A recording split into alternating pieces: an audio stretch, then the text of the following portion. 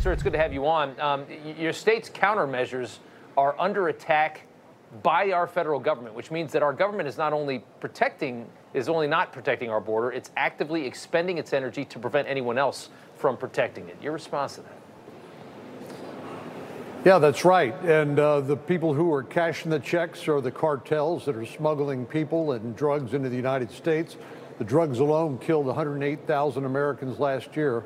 And of course, we know the story of millions of migrants. Now we're beginning to hear from people like Mayor Adams in New York, the governor of Illinois, the governor of New York, and others, blue states that are saying we can't handle this. Well, my state, which is right there on the border, the 1,200-mile border, has been bearing the burden of this for the rest of the country.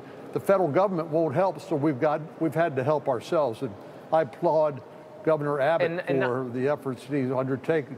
Not only are they not helping, but they're preventing you from stopping this. They're working against you as if there were a malicious entity in this problem. They're trying to make the problem worse. That's what the government is doing. I agree with that. I agree with it. Not only are they're not doing their job, they're making our job harder to do when we try to fill the gap.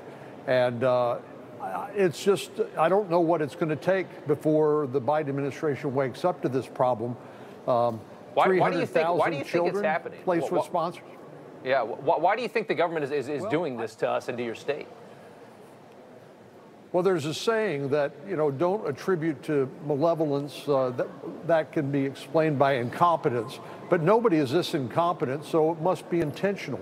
And I don't know what the rationale is, other than President Biden's afraid to stand up to the AOCs and other open borders crowd and actually enforce the law, which he's required to do by his constitutional oath.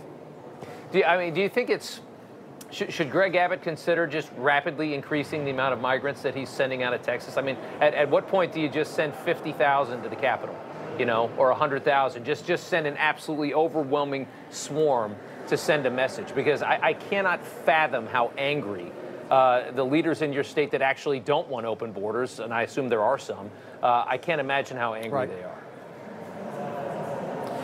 Well, I think you're going to see these efforts continue to ramp up. But if it takes 50,000 migrants being delivered on the steps of the Capitol or the front steps of the White House, I'm for whatever gets Joe Biden's attention and gets him to wake up to the problem, not only to enforce the law as it currently exists, but also to quit making the problem worse, which they, as you point out, are doing. Senator Cornyn, we appreciate the time. Thank you, sir. Thank you very much.